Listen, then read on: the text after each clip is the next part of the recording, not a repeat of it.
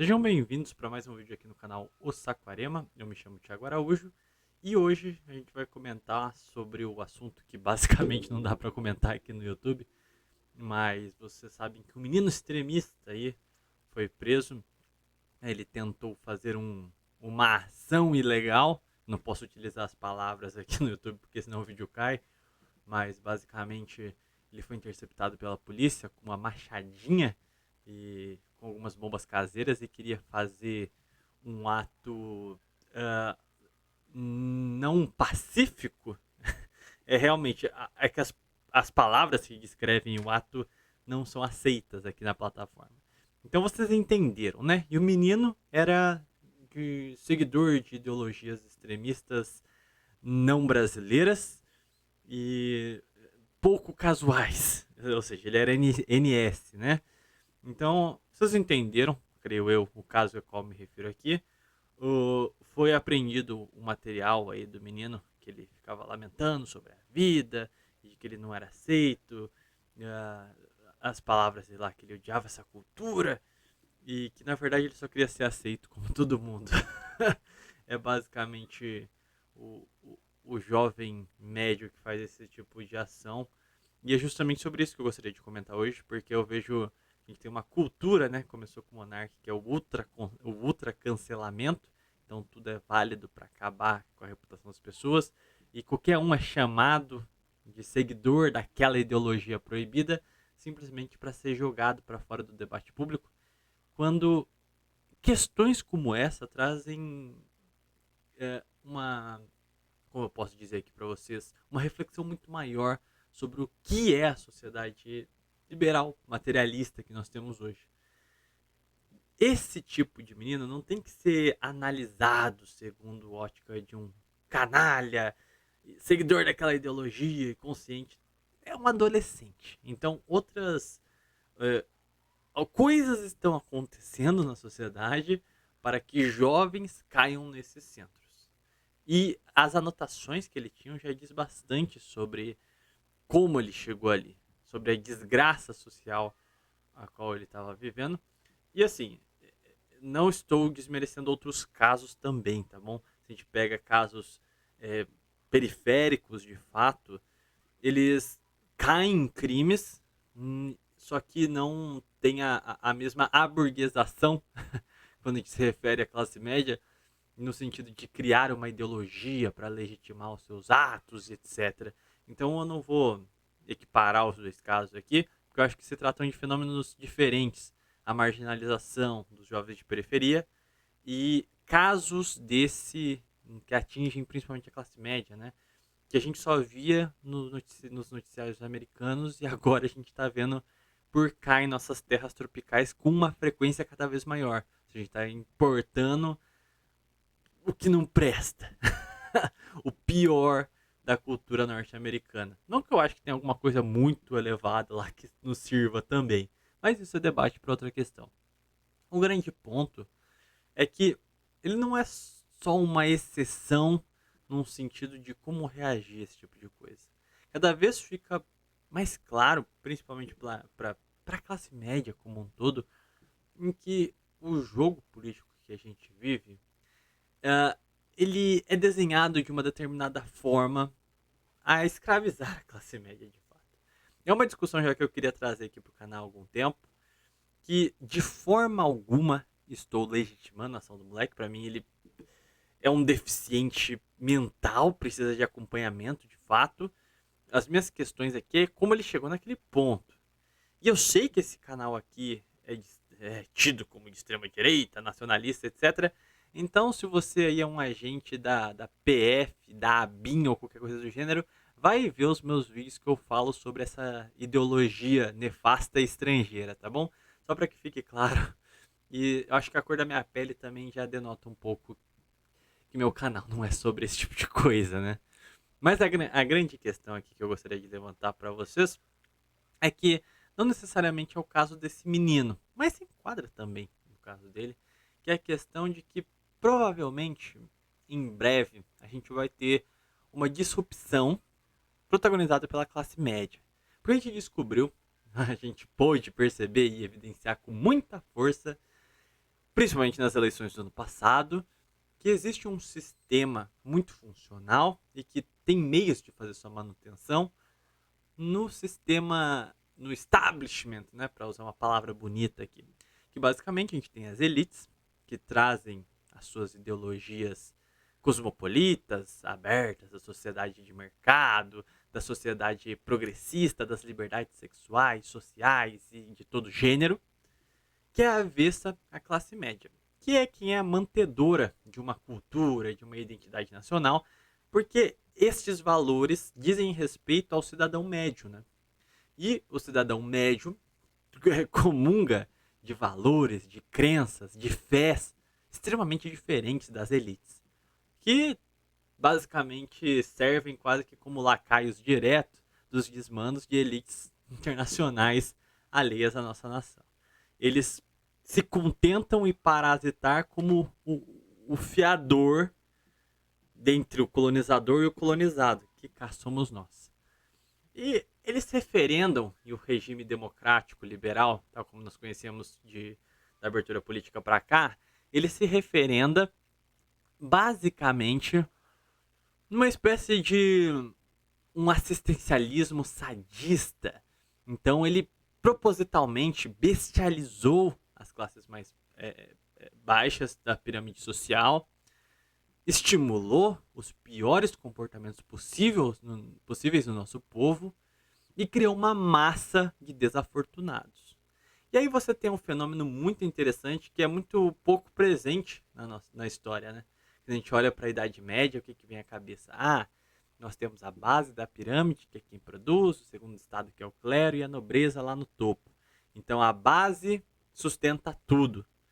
E a gente tem um estado um tanto quanto anárquico hoje em dia, que é justamente a base da pirâmide, aqueles que estão nas posições de vulnerabilidade social, não necessariamente são quem financiam a base. As condições a qual o capitalismo, após as suas revoluções industriais, trouxe para o país é que ele consegue criar uma máquina em que ele consegue ter uma parcela trabalhando, que é a classe média, uma parcela de sustentados, parasitas de fato, que são as elites, que vivem de especulação e das suas bolhas financeiras, e aí tem um terceiro estado ali, que numa visão clássica seria a base da pirâmide, mas que também não necessariamente produz, que é quem depende do assistencialismo e que o Estado não faz o serviço que lhe é devido, que é inserir essas pessoas na economia, dar dignidade através do emprego.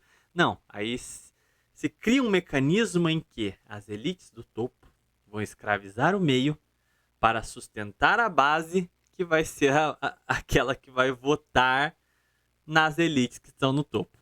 Ou seja, a gente está falando aqui de um sistema onde a elite ela consegue estimular os piores valores sociais, a maior degradação do ser humano, para que você crie uma grande população de imbecilizados, que serão suas marionetes, que vão lhes colocar no topo para escravizar a classe média, para tanto bancar o assistencialismo para aqueles que votaram nessas elites, como também para bancar as luxuosidades da venda da nação ao estrangeiro protagonizado pelas elites nacionais. Então a gente vê um sistema muito complexo e muito pouco dedutivo, já que é uma realidade nova, vamos dizer assim, para nós, que é o que chamam de bioleninismo, né? No sentido de você usar o topo e a base da pirâmide para suprimir o meio. Eu não vou entrar aqui na questão da nomenclatura em si, eu só estou dizendo que esse processo é descrito como bioleninismo, eu nem concordo tanto assim com leninismo no termo, para ser sincero, mas a grande questão que é o que acontece. Então assim, eu não sei por quanto tempo um regime como esse consegue se sustentar, não sei quanto tempo as pessoas vão aceitar ser governadas por uma elite não aristocrática, no sentido de valores altivos, mas uma elite oligárquica, no sentido de ser baixa e mesquinha, e ao mesmo tempo ser duplamente escravo, né? Escravo de sustentar a base da pirâmide, como escravo também do estrangeiro que vem colonizar o país e tira todas as riquezas para cá. Então, esse fenômeno ele tem como intuito principal, e a gente viu muito isso no pós-eleição, como também em 2014 foi muito forte isso, que foi, ao invés de se revoltar contra as elites, a classe média se vira contra o mais pobre e fala, tá vendo, eu sustento vocês são uma desgraça e não sei, e coisas do gênero, que é justamente o interesse do colonizador e das elites nacionais também. Que em vez de você culpabilizar aquele que é um canalha, que de outra forma, mas também escraviza essas pessoas mais pobres para os seus objetivos e fica antagonizando a base e o meio da pirâmide enquanto ela se delicia com, com o usufruto do Estado Nacional, né? Então, a gente não pode cair também nessa retórica divisionista de atacar irmãos como se eles fossem essencialmente os culpados pela miséria e pelo o atual estado de coisas. Então, é importante a gente ter essa análise estrutural de como que o regime funciona para que nós não ataquemos as pessoas erradas. Mas o que isso tudo tem a ver com o menino que fez lá a atrocidade dele? Quer dizer, foi impedido antes de conseguir realizar o ato em si, né? O que por si só levanta uma questão muito interessante, né? Essas coisas acontecem nos Estados Unidos direto. E sempre se tem vítimas desses casos. E aí você fala, cara, como que o Brasil, que tem uma polícia, uma tecnologia, segurança muito mais precária, consegue, né, travar esses caras antes deles cometerem as atrocidades? E os Estados Unidos, que tem um aparato tecnológico muito maior, não consegue prever. Não tô querendo dizer nada, não, mas estranho, né? A gente que é um país muito mais precarizado, a gente consegue, e os Estados Unidos não. Até parece que eles fazem de propósito, em alguns casos até estimulam que pessoas desgraçadas da cabeça façam esse tipo de coisa, né? Não estou dizendo que isso é algo programado pelo Estado norte-americano, mas fica aí a pulga atrás da orelha, né? Mas a grande questão é que, parabéns às autoridades brasileiras, né? Conseguiram agir antes que o pior acontecesse. Mas tem um outro ponto que eu gostaria de trazer aqui, que é um ponto um quanto mais filosófico, que é a questão do Estado Nacional. Ele é uma construção artificial, estranha à organicidade dos povos, isso é um fato. Só que ele precisa criar, já que ele é artificial, formas de parecer natural. Até que para justificar a sua própria existência e governança. E geralmente os Estados-nação, nos casos positivos que nós tivemos ao longo da história, tentavam criar uma conexão, como se o Estado fosse o corpo vivo da sociedade. Como se fosse não a parte da sociedade, mas o resultado do coletivo. Então, além de uma instituição por si, ele carregava em seu seio a tradição, os valores, a moral da população. Ele, teoricamente, numa perspectiva positiva do Estado moderno, teria essa função de manutenção do ethos nacional, do todo, daquilo que caracterizava uma nação quanto um povo. Porque senão é só um conjunto de instituições seculares, impessoais e que é igual em todo o planeta. E aí você perde o sentido do... Então, para que existir fronteiras? Então, né? Se é tudo igual. E aí entra o ponto que o Estado precisa absorver a identidade do povo para criar uma singularidade que justifique a sua própria existência. Mas aí que tá, quando a gente tem a vitória dos aliados e posteriormente a unipolaridade dos Estados Unidos, a gente entra no mundo liberal unipolar, né? Onde a ordem norte-americana seria hegemônica. Kant venceu com o seu ideal de democracia. E aí nós temos as sociedades abertas de Popper. Daí nós temos o fim da história do Fukuyama. Então, dentro dessa estrutura toda, algo morreu. E se chama humanismo, no seu bom sentido. Humanismo no sentido de, no que concerne a alma, a civilidade humana. Que são os seus valores mais altivos que lhe dão face, lhe dão identidade. Isso é sua moral, sua fé, suas tradições, seus costumes. Tudo seria destruído pelo ideal democrático das sociedades abertas. Uma cultura mundial unificada, onde as fronteiras não existissem mais. A globalização, que no fim das contas, é o que hoje chamam de globalismo, nessa cultura mundial comum, progressista, liberal, tudo mais. O que acontece é que quando a gente tem um Estado alienígena ao povo, e essa economia de mercado, a usura como dogma sacrossanto, esse progressismo que corrói todas as bases orgânicas da sociedade, instituições basilares como a família, a comunidade, a fé, a moral comum. Quando você vai corroendo tudo isso com propaganda progressista, e ao mesmo tempo que em campo econômico, né, a gente vai encaminhando para o você não terá nada e será feliz, você cria jovens estragados, cabeças destruídas. Então, o que um homem, desde a antiguidade até a modernidade, precisava para pegar numa arma, numa espada, numa metralhadora, num tanque que fosse, ele tinha algo para lutar pelaquela sociedade. E o que era? Sua esposa, seus filhos. Ele crescia com a garantia de que os seus valores seriam respeitados, de que quando ele crescesse, ele teria um matrimônio, poderia ver seus filhos, seus netos, teriam terra, teria trabalho, o mínimo de dignidade, por mais normal que ele fosse, mesmo que ele não fosse heróico, não fosse um homem destacado nem nada do gênero, ele tinha a certeza de uma dignidade mínima. E nada mais belo do que o homem comum, com a sua esposa comum, com seus filhos comuns, e já estava bom. Era isso que preenchia o homem. Mas o que acontece quando você relativiza a integridade do ser humano? Você sodomiza as mulheres? Você vem com propaganda de libertação sexual? Você vai destruindo as famílias, vem divórcio, vem a relativização até mesmo do gênero de crianças, que é o que a gente está discutindo hoje em dia, inclusive aqui no Brasil, não é mesmo? Quando você tira tudo do sujeito, ao mesmo passo que a economia vai do mesmo jeito, terrenos se tornam inalcançáveis, uma carreira impossível. No máximo você vai ser um Uber. Você tira qualquer capacidade de ter algo real que contemple o ser humano em sua integridade, a sua alma, o seu todo. Você o atomiza, o retira da dimensão de um integrante de uma nação, de um continuador, de uma raiz comum. Você tira tudo isso dele. Desde a coisa mais complexa, como o pertencimento a um povo, até questões mais basilares, como o direito à casa, a uma esposa, a uma família. Você cria um sujeito sem nada.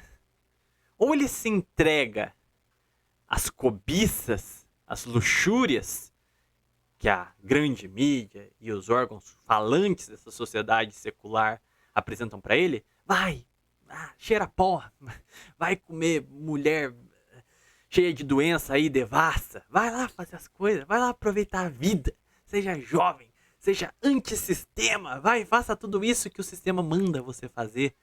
Você tem duas opções, ou você faz isso, e é justamente usado pelo próprio sistema com a propaganda que ele tem meios de impor, ou então você passa do basicamente um existencialismo bizonho, autodestrutivo. A que vale a pena viver na anticivilização? Pra que eu vou viver aqui? Mas me tiraram tudo. Tudo que todos os meus ancestrais tiveram direito. Desde as coisas mais basilares.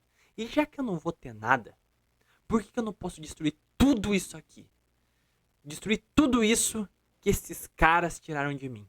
Se eu não posso ter o básico para minha dignidade, então eu vou destruir tudo. E é esse o raciocínio. E aí o coitado, desavisado, cai em preâmbulos aí da internet com ideologias nefastas e faz o que faz. O que nos leva a pensar também se o sistema não já preveu esses caras e não usa eles e deixam que eles façam essas coisas sem agir, justamente para falar, tá vendo? Esses caras que estão denunciando o sistema são todos extremistas criminosos. Vamos reprimir mais ainda. E todo mundo bate palma porque o cara fez uma coisa indefensável. De fato, o que esses caras temem de fato é que ao invés da gente abraçar essas coisas antinacionais, coisas escabrosas, coisas hediondas, criminosas contra inocentes, a gente saiba empunhar a espada e colocá-la no pescoço das pessoas certas. Eles temem que, ao invés de a gente cair nesses extremismos estranhos, para dizer o mínimo, né? Nós abracemos a nossa verdadeira tradição, aquilo que nós somos, nos religuemos à nossa história, a nossa cultura, o nosso ethos, o nosso todo, para então criar um Estado forte que se desligue dos desmandos da elite internacional. A grande questão é que, se você aí é um jovem sem propósito, você não sabe o que fazer, você sente que a sua consciência está pesando sobre você, não busque destruir, busque se religar. Ao invés de você aí querer fazer uma atrocidade que não vai te levar a nada, a não ser pro inferno, que é o lugar que você merece caso você faça um atentado grotesco como aquele, por que você não sai de casa, vai malhar, vai pra missa, conhece as pessoas da sua comunidade, vai fazer uma ação social, participe da comunidade local, do agora. Comece a falar com essas pessoas, cante ideias. Só assim, através desta verdadeira religação com o Brasil profundo, é que inclusive essas pessoas podem te ouvir e você pode propagar meios de como verdadeiramente lutar contra os que aí estão nos dominando. Ao invés de você falar mal da sua nação, do seu povo, dos mais pobres, você deve justamente ajudá-los, porque eles estão sendo usados como você mesmo. É engraçado na carta do menino que no final lá ele disse que ele só queria ser aceito e tudo mais. Mas ele não devia buscar aprovação da sociedade podre, hedonista, secular, que basicamente ele detestava na mesma mão que ele queria ser aceito. Porque ele não queria ser aceito por essa. Ele mesmo não entendeu o diagnóstico dos problemas dele. Busque a verdadeira fé. Bom, é basicamente esse o recado. A grande questão é, enquanto nós estivermos sobre esse regime, esta nova Sodoma e Gomorra, o liberalismo, o progressismo, mais casos desse vão existir. O único remédio contra isso, contra o homem que perde a civilidade, é justamente o retorno à civilização. Romper com o que aí está da maneira correta, da maneira sadia e baseado em valores que nos são comuns. O amor cristão, a fraternidade, o bom combate. Então, esse aí é o meu recado. Espero que tenha sido útil de alguma forma para vocês. Nós nos vemos no próximo vídeo. Fiquem com Deus e falou!